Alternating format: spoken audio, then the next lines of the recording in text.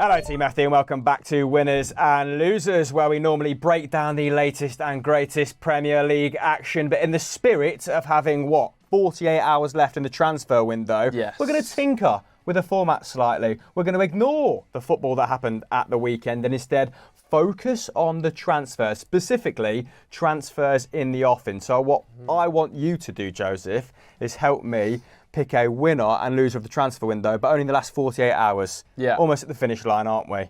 And we're going to be providing extensive coverage of deadline day tomorrow on Football Daily, so stay tuned for that. But for now, let's have a look at what has unfurled, like I said, in the last couple of days. To get us started, I've picked out 3 rumours which I think would represent underrated business. Okay. Let's see if you feel the same. Starting with Sheffield United's Sander Berge to either Fulham or Newcastle. And strangely enough, seen a few Liverpool fans miffed at this because he was an outside bet for them as well, wasn't he? So £20 million plus add-ons, effectively getting their money back for him. Joseph, only got 18 months left on his deal.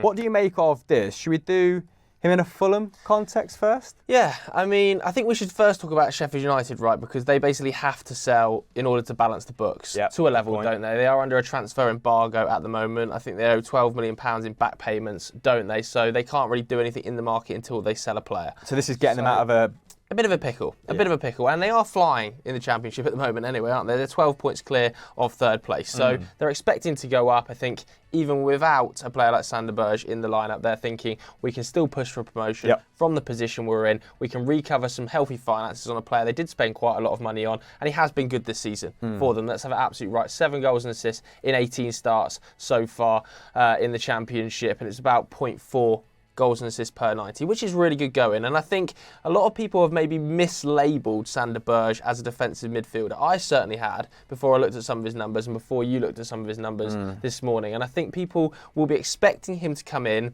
as cover / rotation for Palhinha, which isn't necessarily the case. I think he's going to be much more in the Harrison Reed role, box to box. And I think this is really smart business for Fulham, who don't have a lot of midfield cover.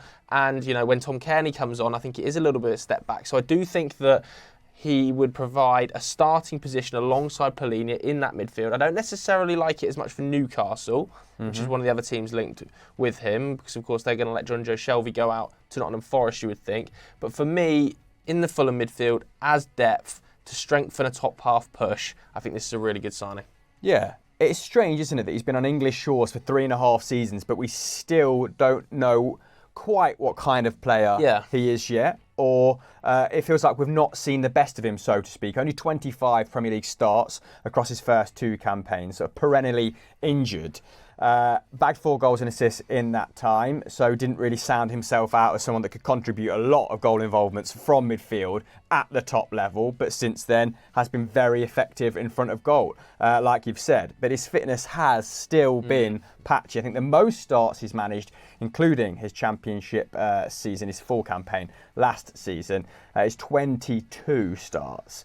Big question mark over his fitness, and maybe that's why we're not sold on it as much from a Newcastle perspective, because their recruitment has been underpinned by physicality almost, hasn't it? What can a player contribute off the ball as well as on it? And just to emphasise your point on him not being a Palhinha replacement or cover for Palhinha, 12th for tackles, 13th for interceptions in the Sheffield United squad, but dribbles, touches in the opponent's box and progressive passes received, all popping in terms of him versus other players outside of Europe's top 5 leagues. I think Harrison Reed cover, like you said, good shout there. Newcastle have also been linked with Conor Gallagher on loan, so maybe moving towards him more so than Sander Berge. I prefer that move for Newcastle. Let's talk about that a little bit then. Why do you like it so much? I think that's a really smart move for Newcastle. Obviously, they have identified creative midfield as a potential issue in the squad. They've been looking at players like James Maddison. James Maddison doesn't feel like it's going to happen now in this January window because the fee is so large or extremely late in the window. And the things we know Conor Gallagher provides to the team are he's an extremely hard worker off the ball, as we saw at Crystal Palace. He is a press monster, which is going to fit in lovely to that Newcastle side. He can contribute goals from midfield, as we saw at Crystal Palace. Haven't seen it as much this season. I think it's just the 1 goal in the Premier League, and that came against Crystal Palace, that absolute screamer. And I don't think he would come in and demand a starting berth. I think he would come in and be able to rotate in and out. He would definitely take some learnings away from Eddie Howe, who has been sensational coaching players so far in his Newcastle tenure. I think it's a really good fit for the player. I think Chelsea can probably afford to let him go because they're bringing in, or seemingly bringing in, Enzo Fernandez, which we're going to cover a lot on tomorrow's show. They're going to need to sell someone, aren't they? They're going to have to let someone go, and I think this would be a good development path for Conor Gallagher. So I think that's a really nice fit, and it's definitely, for me, a better fit than Sander Berge. I agree. I think Sander Berge can also cover for Pereira in that 10 space. Obviously, Fulham have been playing a lot of 4-2-3-1 this season. Maybe with Sander Berge in there, they can play 4-3-3, mix it up slightly, because they have been quite porous in midfield. I know they won't want to lose Pereira's creativity, but maybe Berge coming on for the last 20, 30 minutes in games, putting an extra man in the centre of midfield might help them shore things up a bit. I think last time we checked, they were bottom, weren't they, by expected goals against? They were. So big old discrepancy in terms of what they have conceded versus what they perhaps should have. Yeah, Conor Gallagher makes a lot of sense. The more I think about it to Newcastle, the more I like it. So Berge to Fulham, Gallagher to Newcastle, we both think that would represent underrated business. I like it. Okay, so it's a big old tick for the first one I've brought to the table. What about, a little bit closer to home for you then, Anthony Elanga to either PSV, Dortmund or Everton? In fact, Fabrizio Romano says that more than 10 teams have tabled a bid of some sort for him, whether that be on loan. I don't think there's been any permanent offers, has there? But he's only started 5 league games this season, so he might feel, in order for his personal progression, forcing a move out for 6 months might not be the worst idea. Yeah, I don't even think it would have to be forced. I think Man United would potentially consider it now, especially with the emergence of Facundo Pellistri over the last couple of weeks, who seems to have usurped him in that sort of substitute role, where Anthony Elanga was coming on at the start of the season. Now it seems like it's Facundo Pellistri coming on that right-hand side, and I think United might be willing to let him go. The issue United have is that there is a total dearth of forwards at the squad, and you'd be thinking, do we want to let another player go out when we already have quite a thin amount of options going forward? As for Everton, I think that's probably a no, and I think Man United have seemingly ruled that out just because it's not the best place for a player to develop right now, is it? There's so much carnage going on behind the scenes. You don't know whether that player is going to start. I like the PSV shout. Yes. I really like that, especially with Madueke and Gakpo leaving in recent weeks. I know that Madueke had only started 2 league games because of his injury problems, but I do still think that a forward is needed at that club. It looks like they're going to get Torgan Hazard over the line, though, doesn't it? And that might open the door at Dortmund for Elanga. So either of those two sides, be it PSV or Dortmund, I think, at Dortmund, they don't necessarily have the most natural wide players. Adeyemi's played out there at times, hasn't he?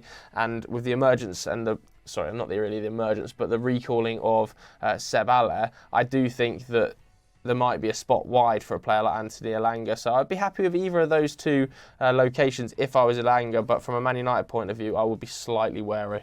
Yeah, Dortmund does make a lot of sense, doesn't it? Because their rotation options, Brandt, Royce, Daniel Malen plays out on the left as well.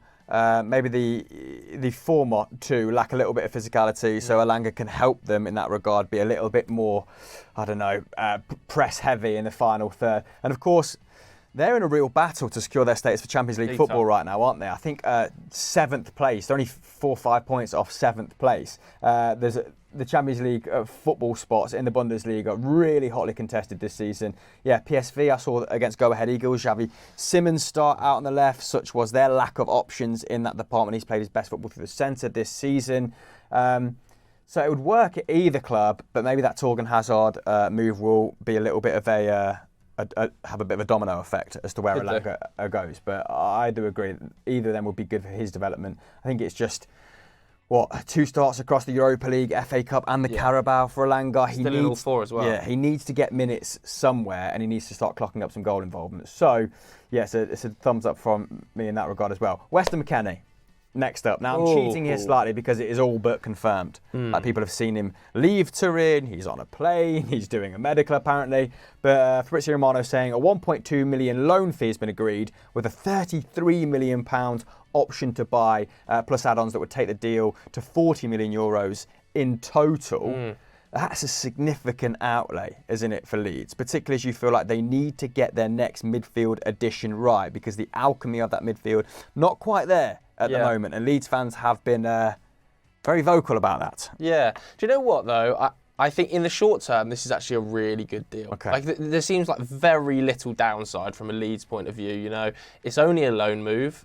1 million euros, fine. He's likely to keep them in the division, you would think, because it is a high-quality central midfielder for a relegation battling side. If it doesn't work out and he's a disaster, it doesn't fit alongside Roca or Adams, or however Marsh sees that midfield line up, then he just goes back. So for me, it's an underrated move in the sense that there's very little downside and potentially massive upside. He could come in and be sensational, their best midfielder, and then we would be saying, is 30 million that much for the best midfielder in that Leeds squad? Maybe not. We know that he works exceptionally well alongside Tyler Adams. I thought that was one of the most exciting midfields at the World Cup. When they played England, they were really, really good, super dynamic.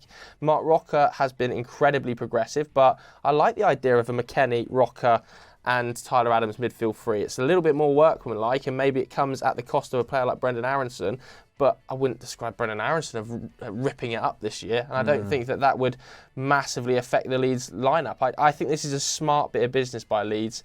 As for Juventus, it's just like, what is going on there? It's just carnage, isn't it? Because it's not as if he hasn't started games. He's been starting pretty consistently for Juventus this season. Yeah. They play 3-5-2, don't they? He's been playing on the right of that midfield three, and he's clocked up a reasonable amount of minutes, like Joe said. So not inconsequential for Juve's starting lineup that he's moving on. And if you'd like to know more about the turmoil in Turin at current, then we've done an explained video on it on Eurofootball Daily, so go and check that out. I'll drop it as a top comment, in fact. But yeah, in terms of the composition of that midfield, I like it as well. Tyler Adams' defensive output is pretty good. His passing's pretty good. Brendan Aronson's numbers have been horrendous this season, but I don't think that's down to him being a bad player. Maybe he just doesn't fit the system at current. Bit of a generalisation from me because I've not looked closely into that. Roca's progressive passing is good. Probably deserves a little bit more credit in that regard. He's actually in the top 9% of midfielders in Europe's top 5 leagues for that metric, so great at getting the ball forward. But they are just missing a little something, and maybe particularly goals from midfield, and maybe that is something that McKennie will bring. You know, if he pops up with 2-3 big goals that secure them points, it would have been worth it. If this move keeps them up, it's worth it. And like you said, option to buy, not obligation. Exactly. That's very important. So sizable financial commitment, but they're not tied to it. So that's 3 for 3 in terms of underrated business. I want to ask you now some quick fire.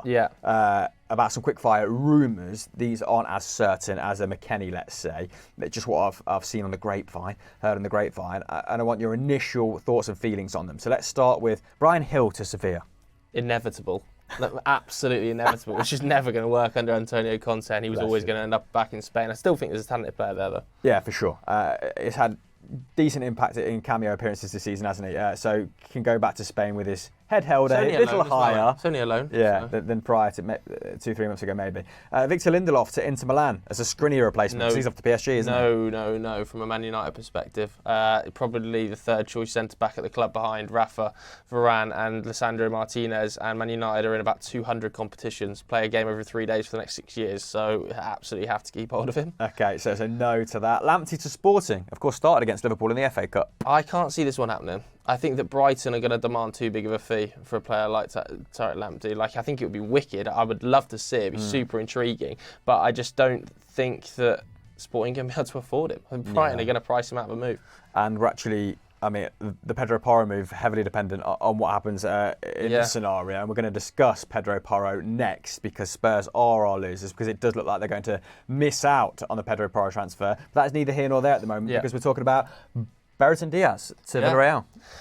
No surprise that it's not now, because obviously Blackburn are in the hunt for promotion and he is the top scorer for the side. I think it's a pretty smart bit of business by Villarreal, to be honest with you. He's still only 23, and to get him on a pre-contract ahead of a lot of Premier League clubs. You know, Everton were very interested in him, weren't they? I think it's smart. Has it been confirmed?